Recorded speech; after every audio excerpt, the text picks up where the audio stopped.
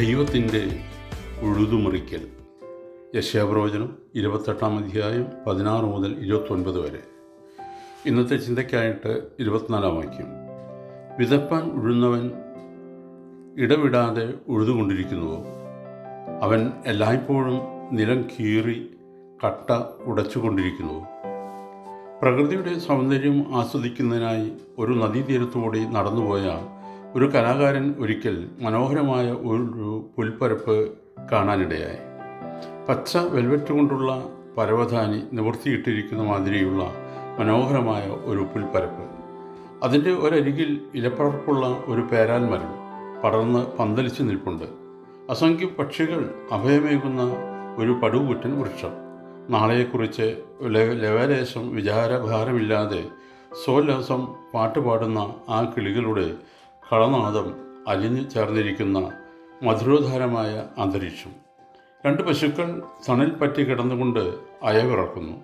സംതൃപ്തിയുടെ മനോഹര ചിത്രം വരച്ചു കാട്ടുകയാണ് ആ മൃഗങ്ങൾ. റോഡരികിൽ നിൽക്കുന്ന ഊതവർണ്ണത്തിലുള്ള പൂക്കളോടുകൂടിയ കാട്ടുചെടികളുടെ പശ്ചാത്തലത്തിൽ തെളിഞ്ഞു കാണുന്ന കനകവർണ്ണമാർന്ന സൂര്യകാന്തി പൂക്കളുടെ വർണ്ണഭംഗി അവർണ്ണീയമാണ്. കണ്ണിനെ കുളിർമയേകുന്ന ആ പുൽത്തകിടിയുടെ മനോഹാരിത ആ കലാകാരൻ മതിയാവോളം ആസ്വദിച്ചു. മനുഷ്യന് ഇതിനേക്കാൾ അധികം വിശ്രമസുഖം നൽകുന്ന ഒരു സ്ഥലം വേറെ കാണുകയില്ലെന്ന് അദ്ദേഹത്തിന് തോന്നി. പ്രപഞ്ച ശില്പിയുടെ കൈവേലയായ ആ പ്രകൃതി ദൃശ്യത്തിൻ്റെ സൗന്ദര്യം ആസ്വദിക്കുന്നതിനായി ആ കലാകാരൻ പിറ്റേ ദിവസവും അവിടെ എത്തി. അപ്പോൾ അത്യന്തം നിരാശാജനകമായ ഒരു കാഴ്ചയാണ് അവിടെ കണ്ടത്. ആ പുൽപ്പുറം ആകെ ഉഴുത് മുറിച്ചിട്ടിരിക്കുന്നു. ആ സ്ഥലത്തിൻ്റെ ഉടമയായ കർഷകൻ ചെയ്ത പണിയായിരുന്നു അത്. തവിട്ട് നിറമുള്ള പച്ച മണ്ണ് മാത്രമേ അവിടെ കാണാനുള്ളൂ. വയലറ്റ് നിറമുള്ള കാട്ടുചെടികളോ ആ പച്ച പുൽപരവതാനിക്ക് കസുവ് തുന്നിച്ചേർത്തിരുന്ന സൂര്യകാന്തി ചെടിയോ അവിടെ ഇല്ല. അവിടെയും ഇവിടെയും പുഴുക്കളെയും മണ്ണിരയെയും കൊത്തിപ്പൊറുക്കുന്ന കുറേ കോഴികൾ മാത്രമുണ്ട് അവിടെ. ഇത്ര മനോഹരമായ ഒരു സ്ഥലം വികൃതമാക്കാൻ ആർക്കെങ്കിലും കഴിയുമോ? ആ കലാകാരൻ ഓർത്തു. പക്ഷേ പെട്ടെന്ന് അയാളുടെ ഭാവന ചിറകുവിരിച്ചു. കുറേ കഴിയുമ്പോൾ ആ സ്ഥലത്ത് ദൃശ്യമാകുന്ന വിളഞ്ഞ് പഴുത്തു നിൽക്കുന്ന ചോളവും ഇളം കാറ്റിൽ ആടി വിളയുന്ന കതിരുകളുമെല്ലാം തൻ്റെ ഭാവനയുടെ കണ്ണുകൊണ്ട് അയാൾ കണ്ടു. തലേ ദിവസം തനിക്ക് നയനോത്സവമായി അരുളിയ ആ മനോഹരമായ പുൽത്തകിടി ഉഴുതു മറിച്ചതുമൂലം ആ കലാകാരനുണ്ടായ അമർഷം അതോടെ നശിച്ചു.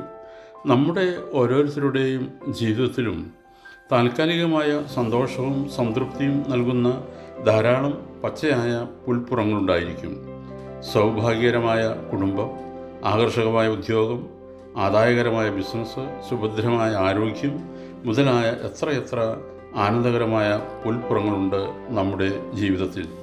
പക്ഷേ ഒരു സുപ്രഭാതത്തിൽ ജീവിതത്തിൻ്റെ ഉടമയായ ദൈവം നമുക്ക് സന്തോഷവും സംതൃപ്തിയും നൽകുന്ന സുന്ദരമായ പുൽപ്പുറങ്ങൾ ഉഴുതു മറിച്ചെന്ന് വരാം. അത് കാണുമ്പോൾ നമ്മുടെ മനസ്സ് പെട്ടെന്ന് വാടും. മോഹഭംഗത്തിന് നാം അടിപ്പെടും. എന്നാൽ ആ കലാകാരനുണ്ടായതുപോലെയുള്ള ഒരു ദർശനം നമുക്കുണ്ടാകേണ്ടതാണ്.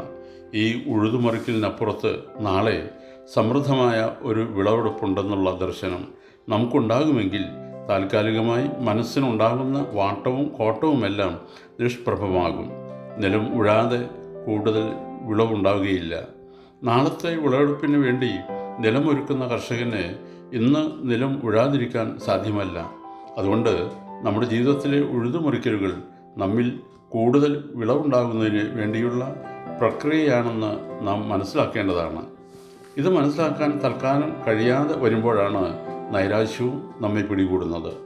ദൈവത്തിൻ്റെ ആത്യന്തിക ലക്ഷ്യം നമ്മുടെ ജീവിതത്തിൽ സമൃദ്ധമായ വിളവുണ്ടാകണമെന്നുള്ളതാണ്. അതിനുവേണ്ടിയുള്ളതാണ് നമ്മുടെ ജീവിതത്തിലെ എല്ലാ ഉഴുതുമറിക്കലുകളുമെന്ന് നേരിൽ കാണാൻ നമുക്കും കഴിയണം.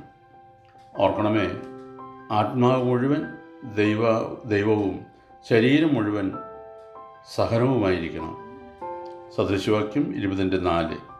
മടിയൻ ശീതം നിമിത്തം ഉഴാതിരിക്കുന്നു, കൊയ്ത്തുകാലത്ത് അവൻ ഇരക്കും. ഒന്നും കിട്ടുകയുമില്ല. ദൈവം അനുഗ്രഹിക്കട്ടെ. പ്രാർത്ഥനയോടെ കർത്തൃ ശുശ്രൂഷയിൽ എളിയ ദാസൻ.